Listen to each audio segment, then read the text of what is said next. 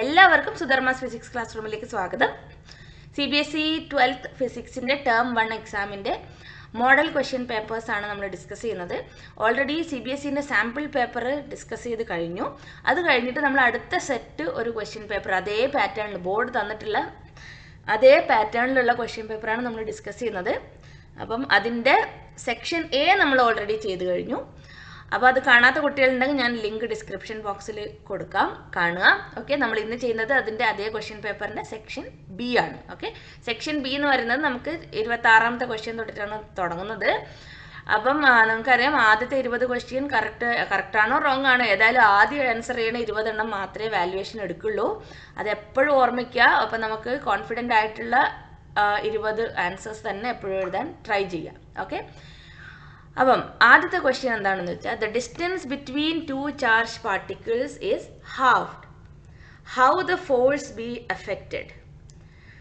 How the force B affected എന്ന് പറഞ്ഞാൽ നമുക്കറിയാം ഡിസ്റ്റൻസ് ഹാഫ് ചെയ്ത് നമുക്ക് ഫോഴ്സ് എന്ന് പറഞ്ഞാൽ ഇലക്ട്രോസ്റ്റാറ്റിക് ഫോഴ്സ് നമുക്ക് കൂളോംസ് ലോ പ്രകാരം F is inversely proportional to r². അപ്പോൾ ആദ്യത്തെ ഫോഴ്സ് നമുക്ക് എടുക്കാം K × Q1 Q2 divided by r².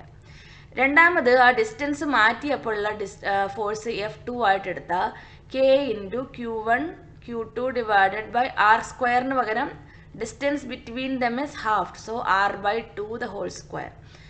r/2 the whole square എന്ന് പറയുമ്പം r²/4 വരും ഡിനോമിനേറ്ററിൽ. അപ്പം നമുക്ക് മേലോട്ട് 4 എടുക്കാം. 4 × K Q1 Q2 divided by r² കിട്ടും. ഈ K × Q1 Q2 by r² എന്ന് പറഞ്ഞാൽ നമുക്കറിയാം എന്താണ് ആദ്യത്തെ ഫോഴ്സ് F1. അപ്പം 4 ടൈംസ് F1 എന്ന് കിട്ടും. അപ്പോൾ ഇവിടുത്തെ ഓപ്ഷനിൽ നമ്മുടെ ഓപ്ഷൻ B ആണ് ഇവിടുത്തെ ആൻസർ. രണ്ടാമത്തെ question the radius of hydrogen atom is 10⁻⁻15. The electric field at the surface of the atom is. Electric ഫീൽഡിൻ്റെ ഇക്വേഷൻ നമുക്കറിയാം 1/4πε0 Q/r² ആണ്. Force Q1 Q2 by r² ആണെങ്കിൽ ഇവിടെ Q/r² ആണ്. അപ്പം Q എത്രയാണ് ഇവിടെ ഹൈഡ്രജൻ ആറ്റത്തിൻ്റെ ചാർജ്? അതിൻ്റെ ചാർജ് എത്രയാണ്?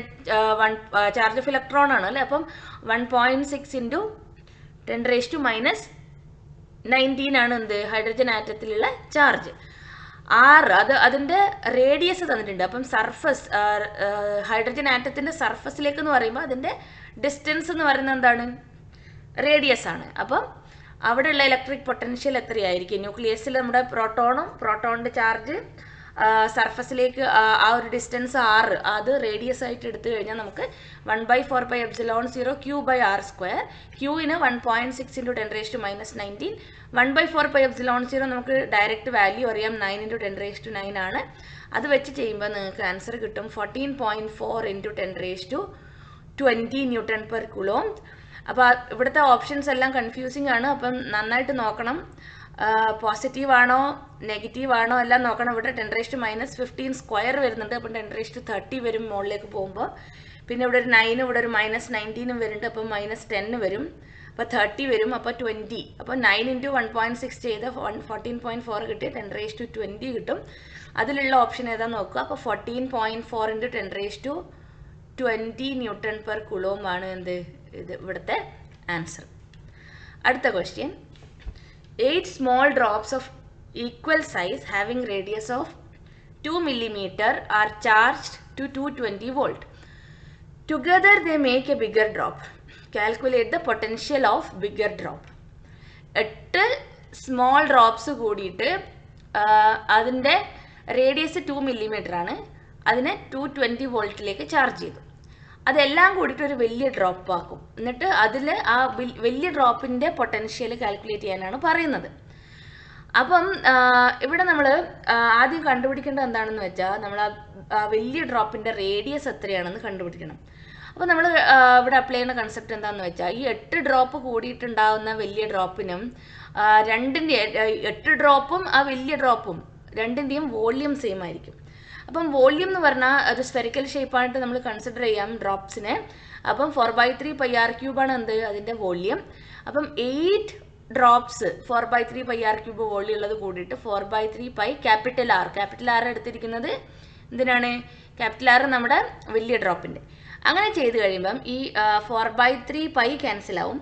അപ്പം r എന്നുള്ളത് cube root of 8r cube കിട്ടും. അപ്പം 2r എന്ന് കിട്ടും. 2r എന്ന് പറയുമ്പോൾ നമ്മുടെ r എത്രയാണ്, കുഞ്ഞു ഡ്രോപ്പിൻ്റെ റേഡിയസ് എത്രയാണ്, 2 മില്ലിമീറ്റർ ആണ്. അപ്പോൾ 2 ടൈംസ് r എന്ന് പറഞ്ഞാൽ 4 മില്ലിമീറ്റർ കിട്ടും. അപ്പം വലിയ ഡ്രോപ്പിൻ്റെ പൊട്ടൻഷ്യൽ എന്ന് പറഞ്ഞു കഴിഞ്ഞാൽ ഈ പൊട്ടൻഷ്യൽ 8 ടൈംസ് 1/4πε0 q/r കിട്ടും. ഓക്കെ, അപ്പം 8 ടൈംസ് 1/4πε0 q/, ക്യാപിറ്റൽ R എന്ന് പറയുന്നത് എന്താണ്, 2 ടൈംസ് r ആണ് എന്ത്, ക്യാപിറ്റൽ R.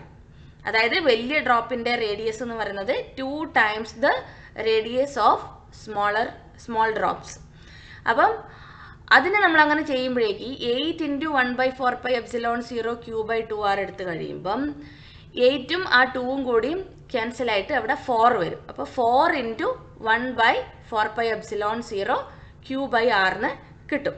അപ്പം 4 ടൈംസ് 1/4πε0 q/r എന്ന് പറയുമ്പം ആ 1/4πε0 q/r എന്ന് പറയുമ്പം ഒരു ഡ്രോപ്പിൻ്റെ പൊട്ടൻഷ്യലാണ്, ആ കുഞ്ഞു ഡ്രോപ്പിൻ്റെ ഒരു ഡ്രോപ്പിൻ്റെ പൊട്ടൻഷ്യലാണ്.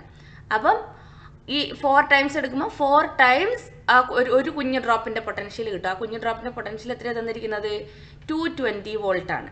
അപ്പോൾ ആ 220 വോൾട്ട്, ഇപ്പോൾ 4 × 220 വോൾട്ട് എന്ന് കിട്ടും.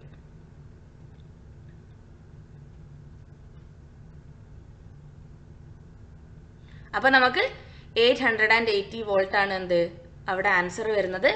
അപ്പം 880 ഉണ്ടോ നോക്കാം നമുക്ക്. ഇവിടെ ഓപ്ഷൻ സി ആണ് ഇവിടെ കറക്റ്റായിട്ട് വരുന്നത്. അടുത്ത question, the maximum capacitance of 3 identical capacitors is obtained by connecting them. Maximum capacitance നമുക്ക് ഒന്നും നോക്കാനില്ല, ഒരു കാര്യം ഇവിടെ ചെയ്യാനില്ല, നമുക്ക് വേറെ ഒരു ഓപ്ഷനും നോക്കാനില്ല. ശരിക്കും പറഞ്ഞാൽ കപ്പാസിറ്റേഴ്സ് പാരലായിട്ട് കണക്ട് ചെയ്യുമ്പോഴാണ് എന്ത് നമുക്ക് മാക്സിമം കപ്പാസിറ്റൻസ് കിട്ടുന്നത്. ലീസ്റ്റ് കപ്പാസിറ്റൻസ് കിട്ടുന്നത് when they are connected in series, റെസിസ്റ്റേഴ്സിൻ്റെ ജസ്റ്റ് ഓപ്പോസിറ്റ്. പക്ഷെ ഇവിടെ അതിൻ്റെ എക്സ്പ്ലനേഷൻ ഉണ്ട്, വേണ്ടവർക്ക് നോക്കാം. ഈ 4 ഓപ്ഷനിലുള്ളതിൻ്റെ എക്സ്പ്ലനേഷനാണിത്. പക്ഷേ ഇവിടെ നമുക്ക് കണ്ണും പൂട്ടി ആൻസർ എഴുതാൻ പറ്റുന്ന ഒരു ക്വസ്റ്റ്യൻ ആണിത്. അടുത്ത question, A current of 8 ampere is flowing in A conductor. Number of electrons flowing per second is 8 ampere current. 8 ampere എന്ന് പറഞ്ഞാൽ കറണ്ട് എന്ന് പറഞ്ഞാൽ q/t ആണ്. q/t, q എന്ന് പറഞ്ഞാൽ n ടൈംസ് e ആണ്, n × e divided by t ആണ്. അപ്പം തന്നിരിക്കുന്നത് എന്താണ്, കറണ്ട് 8 ആംപിയർ ആണ്. ചാർജ് ഇലക്ട്രോൺ നമ്മൾ ബൈ ഡിഫോൾട്ട് നമുക്ക് അറിയുന്ന വാല്യൂ ആണ്. അപ്പം number of electrons flowing per second ആണ് കണ്ടുപിടിക്കേണ്ടത്. അപ്പം I is equal to q/t is equal to n × e divided by t. അപ്പം n is equal to I × t divided by e. അപ്പം I എത്രയാണ്, 8 ampere, time 1 second, divided by 1.6 × 10⁻⁻90. അപ്പോൾ ഇത് ചെയ്യുമ്പം നിങ്ങൾക്കറിയാം 1/1.6 × 10⁻⁻90 നമുക്കറിയാം 6.25 × 10⁻18 ആണ്. അത് നമ്മൾ 10ാം ക്ലാസ്സിനെ ചെയ്യുന്ന ഒരു ക്വസ്റ്റ്യൻ ആണ്. അപ്പോൾ അതിനെ കൊണ്ട് 8 മൾട്ടിപ്ലൈ ചെയ്താലും മതി, അല്ലെങ്കിൽ ഇതുപോലെ ചെയ്തിട്ട് നമുക്ക് ആൻസർ എടുത്ത് എഴുതാം. ആൻസർ ഇവിടെ വരുന്നത് 5 × 10⁻19 എന്നാണ് ഇവിടുത്തെ ആൻസർ വരുന്നത്. അടുത്ത question, A wire has A resistance 15 ohm. It is bent in the form of an equilateral triangle. The effective resistance between any two vertices will be. ഈ വയറിന് 15 ohm റെസിസ്റ്റൻസ് ഉണ്ട്. ആ വയറിനെയാണ് നമ്മൾ ട്രയാങ്കിൾ ഷേപ്പിൽ ഇക്വിലാറ്ററൽ ട്രയാങ്കിൾ ആയിട്ട് bend ചെയ്തു. അതിൻ്റെ 2 vertices തമ്മിലുള്ള എഫക്റ്റീവ് റെസിസ്റ്റൻസ് ആണ് കാൽക്കുലേറ്റ് ചെയ്യാൻ പറയുന്നത്. അപ്പം നമുക്കറിയാം ലെങ്ത്തും റെസിസ്റ്റൻസും R is proportional to L. അപ്പം 15 ohm ഉള്ളതിനെ 3 സൈഡാക്കി ഇക്വിലാറ്ററൽ ട്രയാങ്കിൾ എന്ന് പറഞ്ഞത് കാരണം ഓക്കെ അങ്ങനെ ബെൻഡ് ചെയ്ത് കഴിഞ്ഞാൽ അതിൻ്റെ ഓരോ റെസിസ്റ്റൻസും എന്തായിരിക്കും 15 divided by 3 that is 5 ohm. അപ്പം നമുക്ക് എടുക്കാൻ പറ്റുന്നത് ഈ എ എന്നുള്ളതിനെ ഇതാ ഇവിടെ ഒന്ന് ഇവിടെ ഒന്ന് ഇവിടെ ഒന്ന് ഇങ്ങനെയാണ് നമുക്ക് കൺസിഡർ ചെയ്യാം. നമ്മുടെ റെസിസ്റ്റർ ഡയഗ്രാം വെച്ച് കൺസിഡർ ചെയ്യുകയാണെങ്കിൽ ഓക്കെ എ ബി സി. അപ്പോൾ നമുക്ക് എയും ബിയും തമ്മിലുള്ള റെസിസ്റ്റൻസ് കാണണമെങ്കിൽ അപ്പോൾ ഈ ഓരോന്നും എത്രയാണ് 5 ohm, ഇതും 5 ohm. അപ്പം എ ടു സിയും സി ടു ബിയും എന്താണ് സീരീസ് ആണ്. അപ്പം നമുക്ക് ഇതിനെ സിംപ്ലിഫൈ ചെയ്യാൻ പറ്റും. ഈ എ ടു ബി എന്നുള്ളത് എന്താണ്, ഞാൻ അതിനെ നമുക്ക് സാധാരണ രീതിയിലേക്കുള്ള ഒരു ഡയഗ്രാം ആക്കി മാറ്റുകയാണ്. എ ബി ഞാൻ അങ്ങനെ വെക്കുകയാണ്. 2 വെർട്ടിസസ് ഞാൻ എടുത്തിരിക്കുന്നത്. A to C, C to B, അത് രണ്ടും എന്താണ് സീരീസ് ആണ്. അപ്പം അവിടെ അത് 10 ഓം ആവും. 10 ഓം ആവും. ഇവിടെ എ ടു ബി എത്രയാണ് 5 ഓം ആണ്. അപ്പം R between A and B is equal to 10 into 5 divided by 10 plus 5. ഇത് ചെയ്ത് കഴിഞ്ഞാൽ നിങ്ങൾക്ക് 50 divided by 15 എന്ന് കിട്ടും. അത് ചെയ്ത് കഴിഞ്ഞാൽ കിട്ടുന്ന ആൻസറാണ് എത്രയാണ് 3.33. അടുത്ത question. If a copper wire is shaped such that its resistance is minimum, then its length L and diameter D will be. ഒരു കോപ്പർ വയറിനെ നമ്മൾ അതിൻ്റെ റെസിസ്റ്റൻസ് മിനിമം ആവുന്ന രീതിയിൽ ഷേപ്പ് ചെയ്യണം. അപ്പം ഇവിടെ തന്നിരിക്കുന്ന ഓപ്ഷൻ എന്നത് എപ്പോഴും കമ്പൽസറി അല്ല, നമ്മൾ ഇതന്നെ ആയിരിക്കണം. പക്ഷെ തന്നിരിക്കുന്ന കോമ്പിനേഷനിൽ നമ്മൾ ചൂസ് ചെയ്യണം. അപ്പം നമുക്കറിയാം റെസിസ്റ്റൻസ് എന്ന് പറഞ്ഞാൽ rho L by pi R square ആണ്. പക്ഷെ ഇവിടെ ഡയമീറ്ററിൻ്റെ ടേമിലാണ് ചോദിച്ചിരിക്കുന്നത്. അപ്പോൾ rho L by pi into D square by 4. അപ്പോൾ 4 times rho L by pi D square എന്ന് കിട്ടും. അപ്പോൾ അത് നമുക്ക് മനസ്സിലാക്കാം. Resistance is proportional to length. Resistance is inversely proportional to square of the diameter. Okay, അപ്പോൾ തന്നിരിക്കുന്നത് റെസിസ്റ്റൻസ് ഈസ് മിനിമം. അപ്പം റെസിസ്റ്റൻസ് മിനിമം ആവണമെങ്കിൽ ഡയമീറ്റർ മാക്സിമം ആവണം. അതേപോലെ റെസിസ്റ്റൻസ് മിനിമം ആവണമെങ്കിൽ ലെങ്ത് മിനിമം ആവണം. അത് ഡയറക്റ്റ് പ്രൊപ്പോർഷണൽ ആയത് കാരണം. അപ്പോൾ ഈ തന്നിരിക്കുന്ന കോമ്പിനേഷനിൽ ചെറിയ ലെങ്ത്തും വലിയ ഡയമീറ്ററും ഉള്ള കോമ്പിനേഷൻ നോക്കുക. അതാണ് ഏത് ഓപ്ഷൻ ബി. ചെറിയ ലെങ്ത്തും എന്തുകൊണ്ടാണ് റെസിസ്റ്റൻസ് മിനിമം. അതേസമയം റെസിസ്റ്റൻസ് മാക്സിമം എന്നാണ് ക്വസ്റ്റ്യനെങ്കിലോ ലെങ്ത് കൂടുതലും ഡയമീറ്റർ ചെറുതും. അങ്ങനെയുള്ള ഒരു ഓപ്ഷൻ നോക്കിയാൽ മതി. മാക്സിമം റെസിസ്റ്റൻസ് ആണ് ചോദിക്കുന്നതെങ്കിൽ. ഓക്കെ, ഇനി അടുത്ത question. 2 bulbs of 60 watt and 80 watt are connected to 220 volt line. The ratio of their resistances. 2 bulb 60 വാട്ടും 80 വാട്ടും 220 volt ലൈനിൽ കണക്ട് ചെയ്തു. അപ്പോൾ അതിൻ്റെ റേഷ്യോ, റെസിസ്റ്റൻസിൻ്റെ റേഷ്യോ. അപ്പോൾ 2 ബൾബും കണക്ട് ചെയ്തിരിക്കുന്നത് സെയിം വോൾട്ടേജ് ആണ്. അത് കാരണം നമുക്ക് P = V²/R എന്നുള്ള ഇക്വേഷൻ എടുക്കാം. കാരണം നമ്മൾ 220 വോൾട്ട് ആണ് രണ്ടിനുള്ളത്. സെയിം പൊട്ടൻഷ്യൽ ഡിഫറൻസ് ആണ്, അതുകൊണ്ടാണ് അങ്ങനെ എടുക്കുന്നത്. ഓക്കെ, അപ്പം നമ്മൾ P1/P2 എങ്ങനെ എഴുതുക? P1/P2, P is proportional to, അല്ലെങ്കിൽ നമുക്ക് അങ്ങനെ എഴുതാൻ കൺഫ്യൂഷൻ ആവുന്നുണ്ടെങ്കിൽ ഞാൻ P1 is equal to V²/R1, P2 is equal to V²/R2. അപ്പം P1/P2 is equal to V²/R1 divided by V²/R2. അപ്പോൾ എന്ത് കിട്ടും നമുക്ക്? R2/R1 കിട്ടും. റേഷ്യോ ഓഫ് ദെയർ റെസിസ്റ്റൻസസ് എന്ന് പറഞ്ഞാൽ R1/R2. R1/R2 is equal to P2/P1. P2 എത്രയാണ്? 80. P1 എന്നുള്ളത് 60. 8/6 അല്ലെങ്കിൽ 4/3. രണ്ടും ഉണ്ട് ഇവിടെ. 3:4 ഉണ്ട്. കൺഫ്യൂഷൻ ആവരുത്. അതിൻ്റെ റെസ്പെക്റ്റീവ് ആയിട്ടുള്ള റെസിസ്റ്റൻസിൻ്റെ റേഷ്യോ തന്നെ എഴുതണം. ഓക്കെ, അടുത്ത question. The current density in metallic conductor is of the order of. അത് നമ്മൾ അറിഞ്ഞിരിക്കേണ്ടതാണ്. Current density, number of free electrons per metre cube in metallic conductors is in the order of 10⁻²8. ഇവിടെ ഒരു calculation ഇല്ലാണ്ട് ഒരു mark ഇങ്ങോട്ട് വരും. അടുത്ത question 35. What is the potential difference between the points A and B in the following circuit? അപ്പോൾ നമുക്കിവിടെ കാണാം 2 5 ohmസും അടുത്തതിലും 2 5 ohms. അത് രണ്ടും പാരലലായിട്ട് കണക്ട് ചെയ്തിട്ടുണ്ട്. അപ്പോൾ 5 + 5 10, 10ഉം 10ഉം പാരലലായിട്ട് കണക്ട് ചെയ്യുമ്പോൾ ഈച്ച് ബ്രാഞ്ചിൽ എത്ര വരും? ഈച്ച് ബ്രാഞ്ചിൽ നമുക്ക് ഇതിൻ്റെ ടോട്ടൽ എഫക്റ്റീവ് റെസിസ്റ്റൻസ് എന്നുള്ളത് 10ഉം 10ഉം പാരലലായിട്ട് കണക്ട് ചെയ്യുമ്പോൾ 5 ohm എന്ന് കിട്ടും. അപ്പോൾ ടോട്ടൽ കറണ്ട്, ഇവിടെ എൻ്റർ ചെയ്യുന്ന ടോട്ടൽ കറണ്ട് എന്ന് പറഞ്ഞാൽ 10/5 അല്ലെങ്കിൽ 2 ആംപിയർ കിട്ടും. അപ്പോൾ 2 ആംപിയർ ആണ് എന്ത് ഇവിടുത്തെ ടോട്ടൽ കറണ്ട് വരുന്നത്. ഈ ടോട്ടൽ കറണ്ട് ഇവിടെ ഈക്വലി ഡിവൈഡ് ആവും. എന്തുകൊണ്ടാണ്? സെയിം റെസിസ്റ്റേഴ്സ് ആണ് ഇവിടെ ഉള്ളത്. അപ്പം ഈക്വലായിട്ട് സ്പ്ലിറ്റ് ചെയ്യുമെന്ന് പറഞ്ഞാൽ ഓരോ ബ്രാഞ്ചിലെ കൂടിയും 1 ആംപിയർ ഫ്ലോ ചെയ്യും. ഓരോ ബ്രാഞ്ചിലും 1 ആംപിയർ ഫ്ലോ ചെയ്യുമ്പം potential difference between the points A and B ആണ് ചോദിച്ചിരിക്കുന്നത്. അപ്പോൾ എ ആൻഡ് ബി ഇത് 5ഉം 5ഉം സീരീസ് ആണ്. അപ്പോൾ 1 ആംപിയർ ആണ് രണ്ട് റെസിസ്റ്ററിലേക്ക് കൂടിയും ഫ്ലോ ചെയ്യുന്നത്. അപ്പോൾ എയും ബിയും അതിലേക്കൂടെ പോണത് 5 ആംപിയർ 5 ഓമിലേക്കൂടെ പോകുന്നത് 1 ആംപിയർ കറണ്ട് ആണ്. അപ്പോൾ അവിടെയുള്ള പൊട്ടൻഷ്യൽ ഡിഫറൻസ് എന്ന് പറഞ്ഞാൽ 1 × I × R, അതായത് 1 × 5. അപ്പോൾ നമുക്ക് കിട്ടുന്ന ആൻസർ 5 വോൾട്ട് ആണ്. അപ്പോൾ 5 വോൾട്ട് ഇവിടെ ഓപ്ഷൻ ബി ആണ്. ഓക്കെ, ഇങ്ങനെയാണത് ചെയ്യേണ്ടത്. അടുത്ത ക്വസ്റ്റ്യൻ വരുന്നത് A solenoid of 1.5 meter length and 4 centimeter diameter has 10 turn per centimeter. A current of 5 ampere is flowing through it. The magnetic field that acts inside the solenoid. അപ്പോൾ ഇവിടെ ആകെയുള്ളൊരു കാര്യം നോക്കേണ്ടത് എന്താണെന്ന് വെച്ചാൽ 10 ടേൺസ് പെർ സെൻറ്റിമീറ്റർ ആണ് പറഞ്ഞിരിക്കുന്നത്. അപ്പം 10 turns per metre നമ്മൾ കണ്ടുപിടിക്കണം.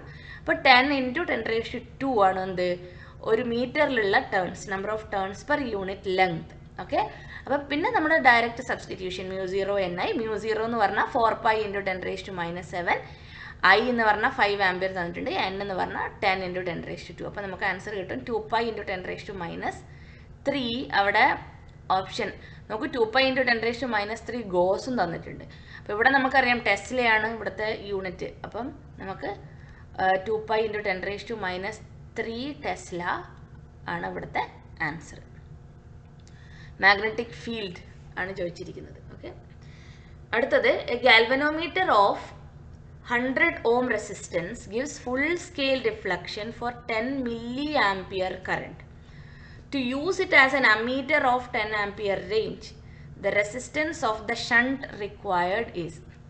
അപ്പോൾ എന്താ തന്നിരിക്കുന്നത്, ഗാൽവനോമീറ്റർ കറണ്ട് തന്നിരിക്കുന്നത് IG = 10 milliampere ആണ്.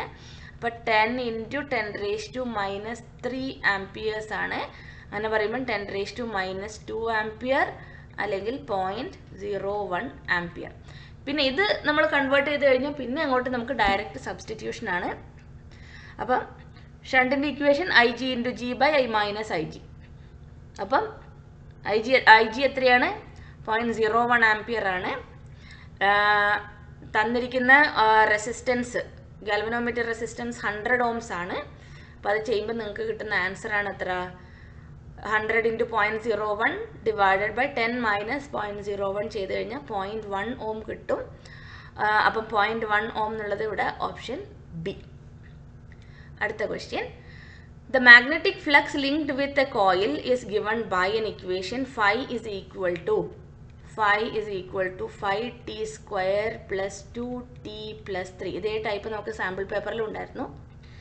Induced EMF in the coil at 3 seconds. Induced EMF E is equal to -d∅/dt.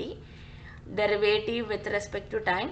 അടുത്ത കഴിഞ്ഞാൽ -5 × 2t + 2 × 1 + 0. ഇതാണ് അതിൻ്റെ ഡിഫറൻഷ്യൽ വരുന്നത്.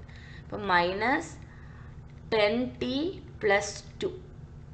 അപ്പോൾ ഇവിടെ തന്നിരിക്കുന്ന EMF when t is equal to 3. അപ്പം -10 × 3 + 2. അപ്പോൾ എത്ര കിട്ടും, -30 + 2 32 കിട്ടും. അപ്പോൾ ഇവിടെ യൂണിറ്റ്സ് ആണ് തന്നിരിക്കുന്നത്. അപ്പോൾ 32 യൂണിറ്റ്സ് എന്നുള്ളതാണ് ഇവിടുത്തെ ആൻസർ. ഇനി the output of a step down transformer is measured to be 24 volt when connected to a 12 watt light bulb. The value of the peak current is. Transformer output of the step down transformer is measured to be 24 volt when connected to a 12 watt light bulb. അപ്പം സെക്കൻഡറിയിലുള്ള power ആണ് അത്ര തന്നിരിക്കുന്നത് 12 what. Voltage in secondary 24 തന്നിട്ടുണ്ട്. അപ്പോൾ അവിടെ current in the secondary നമ്മൾ കാണാം. P = VI equation എടുത്താൽ current in secondary = power in the secondary divided by voltage in the secondary. അപ്പം 12 ഡിവൈഡഡ് ബൈ 24 നമുക്ക് കറണ്ട് ഇൻ സെക്കൻഡറി 0.5 ആംപിയർ കിട്ടും. അപ്പോൾ ഇതെന്താണ്, ഇതെന്ന് വെച്ചാൽ RMS ആണ് വരുന്നത്. അപ്പം peak value I0 = √2 times current in the secondary ചെയ്ത് കഴിഞ്ഞാൽ 0.707 കിട്ടും. പക്ഷെ അത് ഇവിടെ ഓപ്ഷനിലില്ല. 0.707 എന്ന് പറഞ്ഞാൽ ഇത് നമ്മളപ്പം വേറെ ചെയ്യേണ്ട ആവശ്യമില്ല. ഇത് നോക്ക് ഇത് I0 = കാണിച്ചു തരാം ഇതെങ്ങനെ കിട്ടി എന്നുള്ളത്. I0 = root 2 times I in the secondary. അപ്പോൾ root 2 times I in the secondary 0.5 ആണ്. അപ്പോൾ റൂട്ട് 2 ടൈംസ് 0.5 എന്ന് വെച്ചാൽ 1/2 ആണ്. 1/2 എന്ന് പറഞ്ഞാൽ റൂട്ട് 2 ഇൻറ്റു നിങ്ങൾ മാത്സ് ചെയ്യാറില്ലേ, അപ്പം റൂട്ട് 2 ഇൻറ്റു റൂട്ട് 2. അപ്പോൾ ഒരു റൂട്ട് 2 ക്യാൻസൽ ആവും. അപ്പോൾ നമുക്ക് ഇതിനകത്തുള്ള ഓപ്ഷൻ കിട്ടും. അപ്പോൾ ഇവിടെ നമ്മൾ ആൻസർ കിട്ടിയാലും നമ്മൾ ഓപ്ഷനിലുള്ളത് നോക്കണം. അപ്പോൾ 1/√2 ആംപിയർ ആണ്. അപ്പോൾ അവിടെ ഓപ്ഷൻ എ ആണ് എന്ത് കറക്റ്റ് ആൻസർ ആയിട്ട് വരുന്നത്. അടുത്ത question, the heat produced in a given resistance in a given time by the sinusoidal current I0 sin omega t will be the same as the heat produced by a steady current of magnitude. അതായത് A C കറണ്ടിലും D C കറണ്ടിലും same heat produce ചെയ്യുമ്പം ഉണ്ടാവുന്ന ആ current എത്ര value ആണെന്നാണ് ചോദിച്ചിരിക്കുന്നത്. അപ്പം IRMS square is equal to I square R. IRMS square multiplied by R വേണം. Okay, R is equal to I square R ആണ്. അപ്പം ആർ ക്യാൻസൽ ആവും. I square is equal to IRMS square കിട്ടും. I is equal to IRMS. IRMS എന്ന് പറഞ്ഞാൽ I0/√2 ആണ്. I0/√2 divide by root എന്ന് പറഞ്ഞാൽ 0.707 I0. അപ്പം ഈ 1/√2ൻ്റെ വാല്യൂം അത് ബൈ ഹാർട്ട് പഠിക്കുന്നത് നല്ലതായിരിക്കും. എസ്പെഷ്യലി നമുക്ക് MCQs ആകുമ്പം ഈസി ആയിട്ട് ചെയ്യാൻ പറ്റും. ഓക്കെ, അടുത്ത question, A coil having in area A0 is placed in A magnetic field which changes from B0 to 4B0 in time interval t. The EMF induced in the coil will be. A coil having an area A0 is placed in a magnetic field which changes from B0 to 4B0. അതായത് അവിടെ change എന്ന് പറയുന്നത് എന്താണ്, 3B0 ആണ് അവിടെ change വരുന്നത്. EMF induced in the coil. EMF നമുക്കറിയാം d∅dt ആണ്. d∅dt ഫൈ എന്നുള്ളത് എന്താണ്, B ഇൻറ്റു എ ആണ്. അപ്പം d/dt of B into A. അവിടെ എ എന്നുള്ള തന്നിരിക്കുന്ന എത്രയാണ്, A0 ആണ്. അപ്പോൾ A0 ടൈംസ് dB/dt. dB/dt എന്ന് പറയുമ്പം നമുക്കറിയാം നമ്മളൊരു ഫംഗ്ഷൻ ഓഫ് ടൈം ആണ് തന്നിരിക്കുന്നതെങ്കിൽ അവിടെ അതിൻ്റെ ഡിഫറൻഷ്യൽ എടുക്കാൻ പറ്റും. പക്ഷേ ഇവിടെ തന്നിരിക്കുന്നത് magnetic field changes from B0 to 4B0 തന്നിട്ടുണ്ട്. അപ്പോൾ ആ ഒരു ടൈം ഡ്യൂറേഷനിൽ ചേഞ്ച് ഇൻ മാഗ്നറ്റിക് ഫീൽഡ് എത്രയാണ്, 4B0 മൈനസ് B0. ഓക്കെ, അപ്പോൾ 4B0 മൈനസ് B0/t ആണ് എന്ത്, change in the magnetic field divided by T.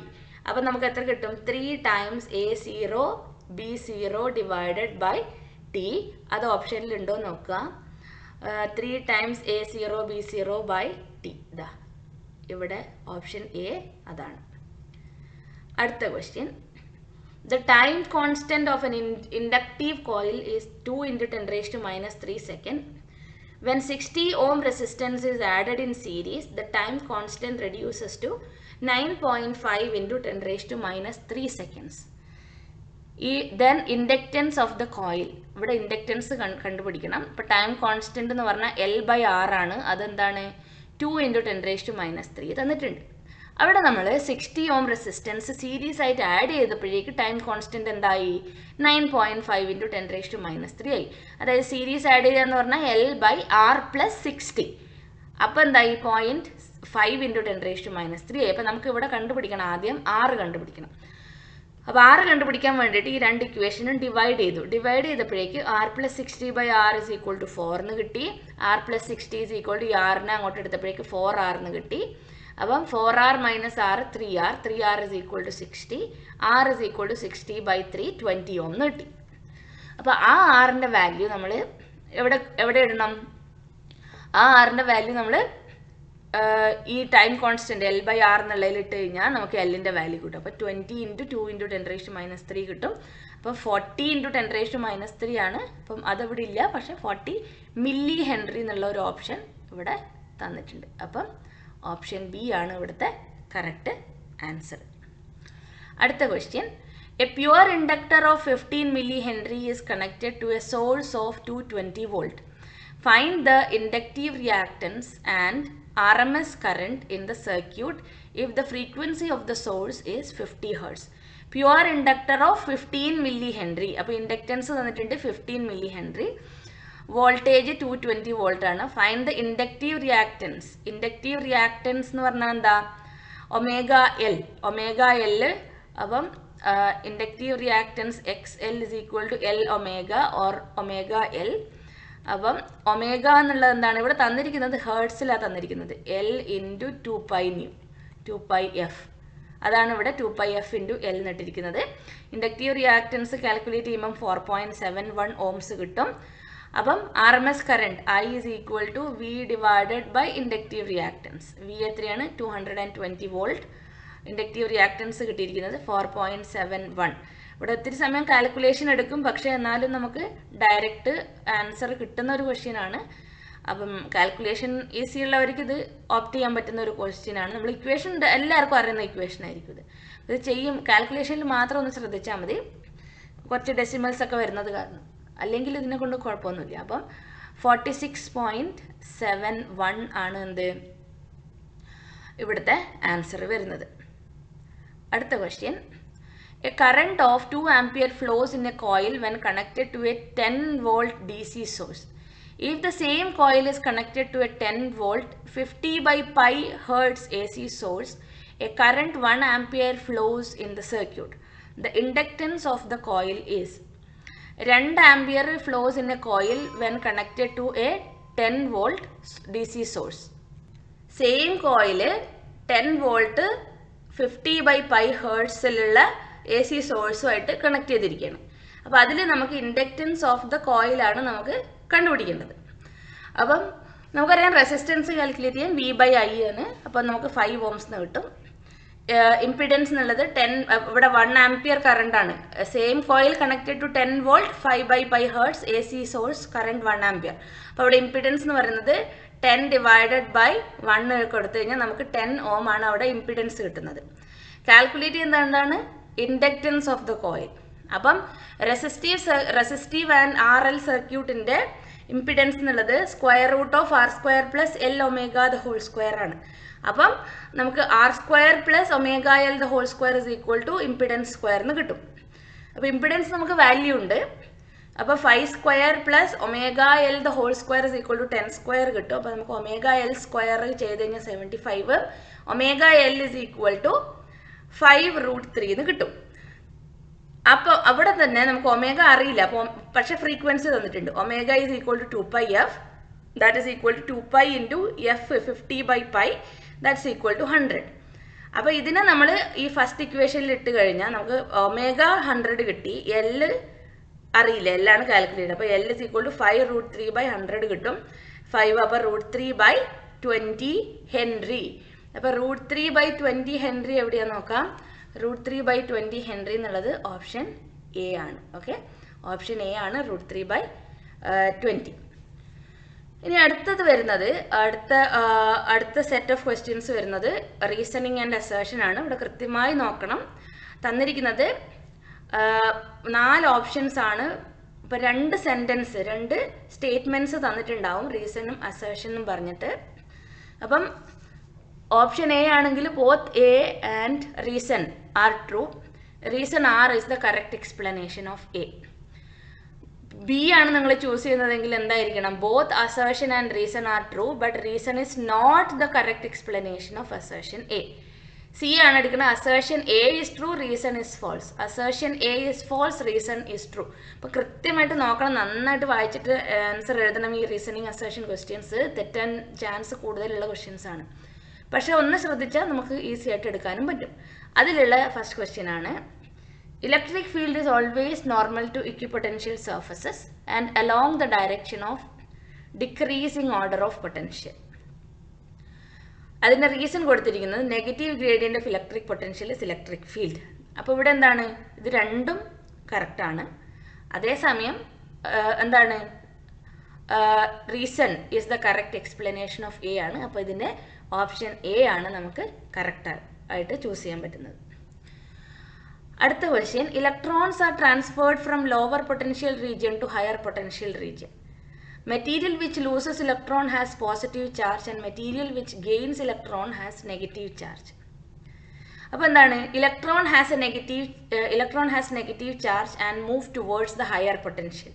By rubbing two materials, transferring of electron take place from the material in which electrons are less tightly bound to the other material in which electrons are more tightly bound. നമ്മൾ electrostatic ഇൻഡക്ഷനിലും അതേപോലെ തന്നെ charging by ഫ്രിക്ഷനിലും ഒക്കെ നമ്മൾ കണ്ടതാണ് എങ്ങോട്ടാണ് ഈ charge transfer ആവുന്നതെന്നുള്ളത്.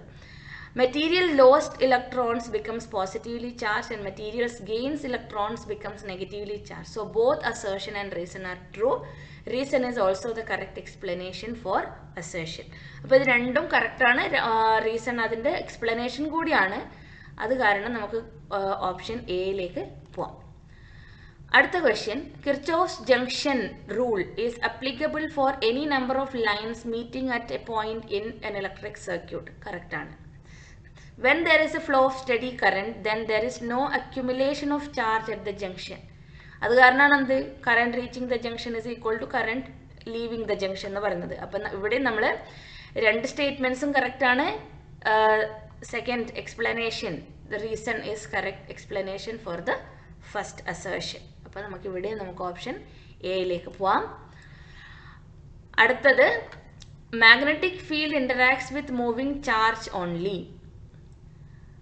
അടുത്തത് reason, moving charge produces a magnetic field.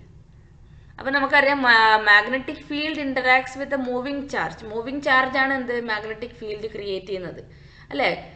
Static electricity നമുക്കറിയാം മാഗ്നറ്റിക് ഫീൽഡ് ക്രിയേറ്റ് ചെയ്യുന്നില്ല. ഓക്കെ, അപ്പം current carrying wire creates a magnetic field. This magnetic field has no effect on the stationary charge. Stable ആയിട്ടുള്ള charges magnetic field create ചെയ്യുന്നില്ല. അതായത് നമുക്ക് ഈ രണ്ട് ഓപ്ഷനും magnetic field interacts with a moving charge only അല്ലെങ്കിൽ moving charge produces a magnetic field രണ്ടും correct ആണ്. അപ്പം second one is the correct explanation for the first one. അപ്പോൾ ഇവിടെ നമുക്ക് എന്താണ് ഓപ്ഷൻ എ ആണ് നമുക്കിവിടെ ചൂസ് ചെയ്യേണ്ടത്.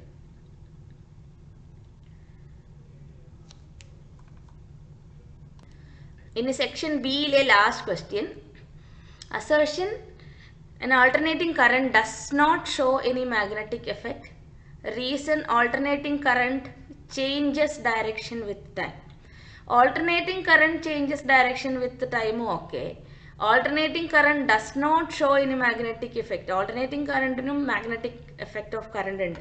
Current or moving charge particle creates magnetic field irrespective of direct current or alternating current. So assertion is false. Alternating current changes direction with time. So the reason is true but not explanation of the assertion. അപ്പം reason true ആണ്, ഇതിൻ്റെ correct explanation അല്ല. അപ്പം നമുക്ക് ഏത് ഓപ്ഷനിലേക്ക് പോവാം? അത് ഏതാണ് നമ്മൾ ഓപ്ഷനായിട്ട് എടുക്കേണ്ടത്? Both assertion and reason are true but reason is not the correct explanation of assertion. പക്ഷെ ഇവിടെ നമുക്ക് വന്നിരിക്കുന്നത് എന്താണ്? Assertion is false, reason is true. Reason is true ആണ്, പക്ഷേ റീസൺ കറക്റ്റ് എക്സ്പ്ലനേഷൻ അല്ല. ബി എന്നുള്ള എന്താണ്? Both assertion and reason are true but reason are is not correct explanation of A. അപ്പം നമുക്കിവിടെ ഓപ്ഷൻ നമുക്ക് ശരിക്കും ബിയിലേക്ക് പോവാം. എന്താണ് രണ്ടാമത്തെ ഓപ്ഷൻ നമുക്ക് കറക്റ്റ് അതിൻ്റെ എക്സ്പ്ലനേഷൻ അല്ല. Alternating current does not show any effect എന്ന് പറഞ്ഞാൽ ഓൾട്ടർനേറ്റിംഗ് കറണ്ട് ഷോ ചെയ്യുന്നുണ്ടോ? മാഗ്നറ്റിക് എഫക്റ്റ് ഉണ്ട്. അപ്പോൾ ഇതിൻ്റെ ബെറ്റർ ഓപ്ഷൻ എന്ന് പറയുന്നത് ഞാൻ ചൂസ് ചെയ്യുന്ന ഓപ്ഷൻ ഇതിൽ ബി ആണ്. ഓക്കെ, ബി അല്ല ഡി ആണ് നമുക്കിവിടെ ചൂസ് ചെയ്യാൻ പറ്റുന്നത്. എന്തുകൊണ്ടാണെന്ന് വെച്ചാൽ ഫസ്റ്റ് ഉള്ളത് ഫോൾസ് ആണ്. Assertion is false and alternating current changes direction with time. ഇത് ഫോൾസും ഇത് ട്രൂ ആണ് അല്ലേ. അപ്പം നമ്മുടെ ഓപ്ഷനിൽ വരുന്നത് ഡി ആണ് എന്ത് നമുക്ക് ചൂസ് ചെയ്യാൻ പറ്റുന്ന കറക്റ്റ് ആൻസർ. ഓക്കെ, ഇത്രയാണ് നമുക്ക് സെക്ഷൻ ബിയിലുള്ള ക്വസ്റ്റ്യൻസ്. അപ്പോൾ ഇനി അടുത്ത ക്ലാസ്സിൽ ഇതേ ക്വസ്റ്റ്യൻ പേപ്പറിൻ്റെ കണ്ടിന്യൂഷനിൽ സെക്ഷൻ സി എന്ന് പറയുമ്പോൾ 50 to 55 അത്രയും ക്വസ്റ്റ്യൻസ് ആണ് നമ്മൾ ഡിസ്കസ് ചെയ്യുന്നത്. അപ്പോൾ ഇത്രയും ക്വസ്റ്റ്യൻസ് അപ്പോഴേക്കും നന്നായിട്ട് പഠിക്കുക. ഇത്രയും സാമ്പിൾ ചെയ്താൽ തന്നെ നിങ്ങൾക്ക് നന്നായിട്ട് എക്സാം എഴുതാൻ പറ്റും. ഓക്കെ, അപ്പം സബ്സ്ക്രൈബ് ചെയ്യാത്തവർ ചാനൽ സബ്സ്ക്രൈബ് ചെയ്യുക, എന്നിട്ട് ബെല്ലൈക്കൺ ക്ലിക്ക് ചെയ്ത് ഞാൻ ക്ലാസ് അപ്ഡേറ്റ് ചെയ്യുമ്പം ഇമ്മീഡിയറ്റ് നിങ്ങൾക്ക് നോട്ടിഫിക്കേഷൻ വരുന്നതായിരിക്കും. ഓക്കെ, അപ്പോൾ അടുത്ത ക്ലാസ്സിൽ എത്രയും പെട്ടെന്ന് അടുത്ത ക്ലാസ്സിൽ കാണാം. Thank you, by.